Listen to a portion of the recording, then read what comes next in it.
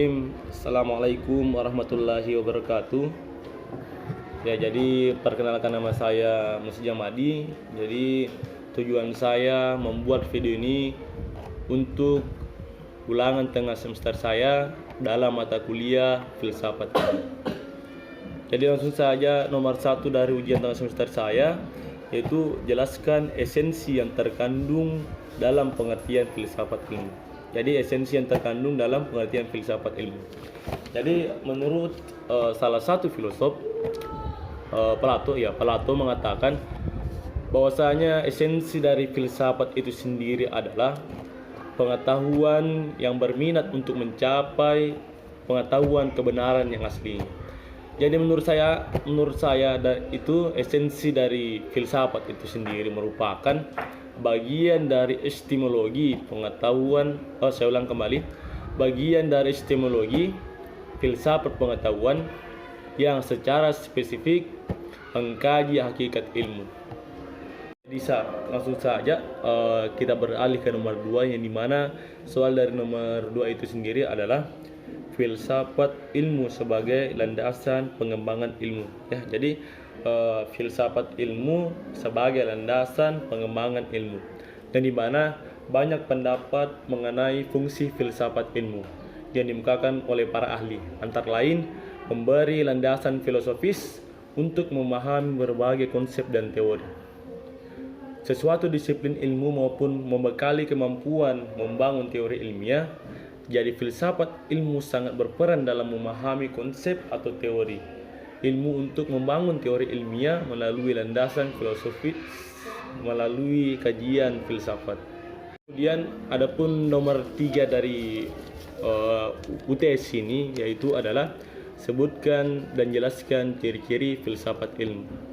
Jadi ciri-ciri filsafat ilmu itu ada 3. Yang pertama itu ada mendasar, ada menyeluruh, mendasar, dan spekulatif. Ya, ada 3. Yang dimana menyeluruh itu adalah pemikiran kita harus luas dan kita tidak berpatokan dengan satu pola pikir tertentu.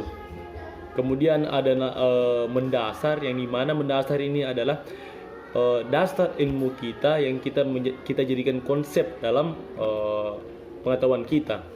Kemudian adapun yang terakhir itu ada spekulatif, yang dimana spekulatif ini adalah hasil pemikiran kita, yang dimana hasil pemikiran kita ini menjadikan dasar kita atau konsep kita dalam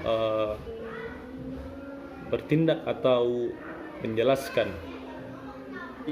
Nomor 4 itu soalnya jelaskan menurut Anda apa perbedaan pengetahuan ilmiah dan pengetahuan filsafat. Jadi menurut saya kalau filsafat itu diperlukan manusia sebagai paduan dalam menjalani kehidupan, sedangkan ilmu pengetahuan diperlukan untuk menjawab segala bentuk pertanyaan. Itu saja nomor terakhir dari UTS saya. Yang dimana nomor 5 itu pertanyaannya, objek filsafat ilmu terdiri dari objek material dan objek formal.